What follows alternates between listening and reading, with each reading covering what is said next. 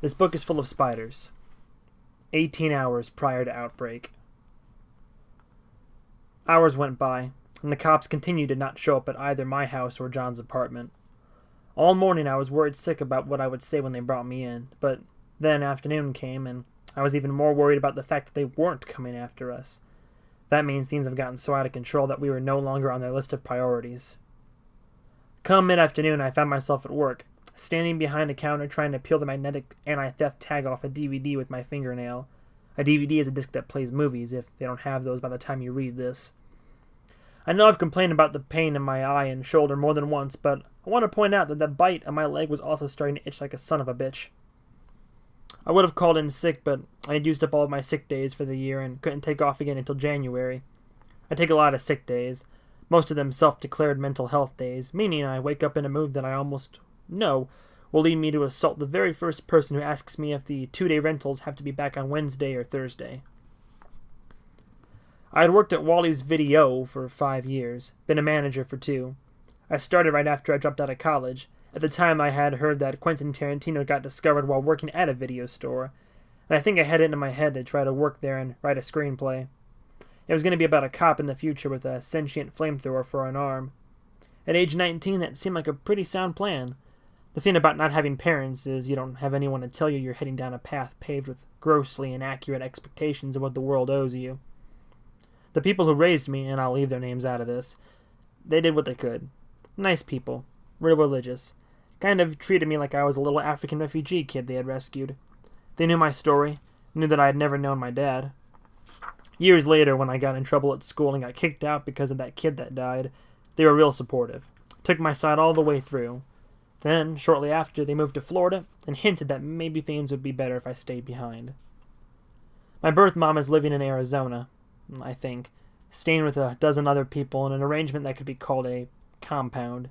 She sent me a letter 2 years ago, 30 pages scribbled on lined notebook paper. I couldn't make it past the first paragraph.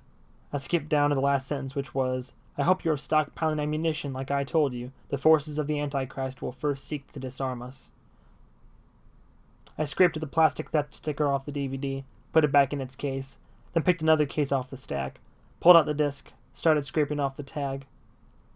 I looked around, saw there was only one customer in the store, a guy wearing a cowboy hat. His jeans looked like they were painted on. The TV we had mounted in the far corner of the store was supposed to be playing a promotional DVD, but I had switched it over to headline news with the sound down and the closed captioning turned on. They had been going back to the hospital shooting every 20 minutes or so. The cowboy with the tight pants came up to the counter with a copy of Basic Instinct 2 and 2001: A Space Odyssey. How could he walk in those jeans? Did they inflate when he farted? I glanced up at the TV and saw a reporter standing in front of a street barricade. Closed captioning mentioned something about cops having to break up an angry crowd trying to get in to see loved ones at the hospital. The cowboy gave me his membership card and I punched in the number. His account came up as name, James Dupree. Overdue? None. Account status, A.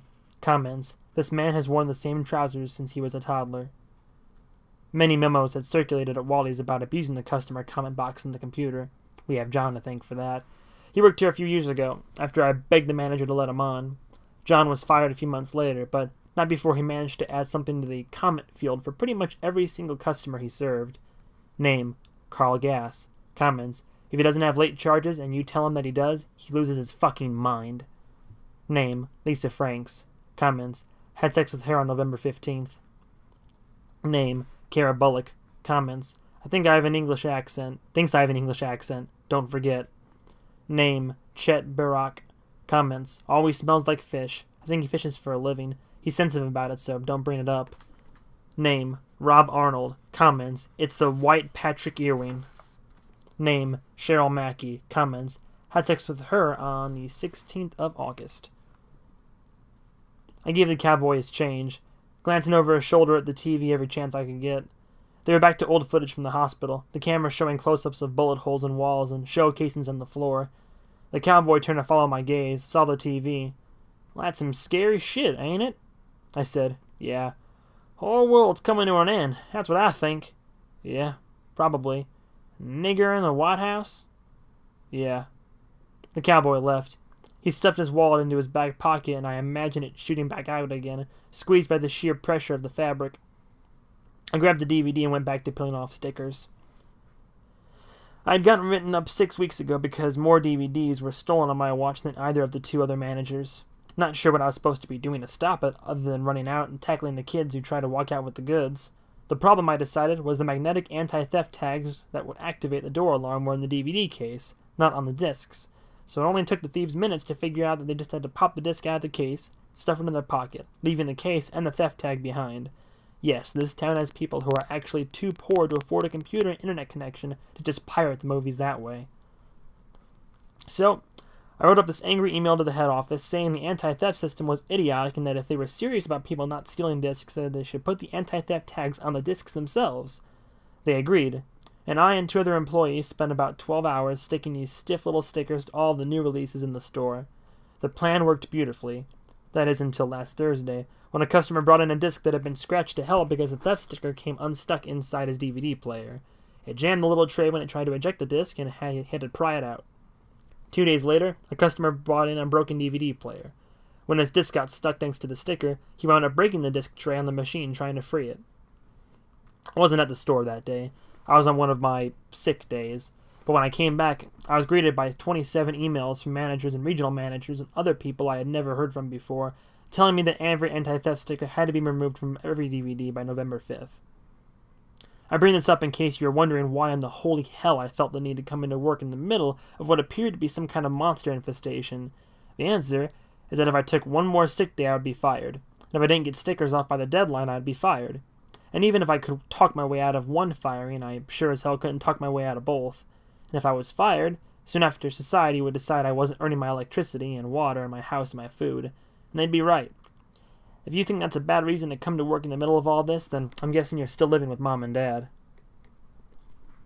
I glanced up at the TV and saw something new.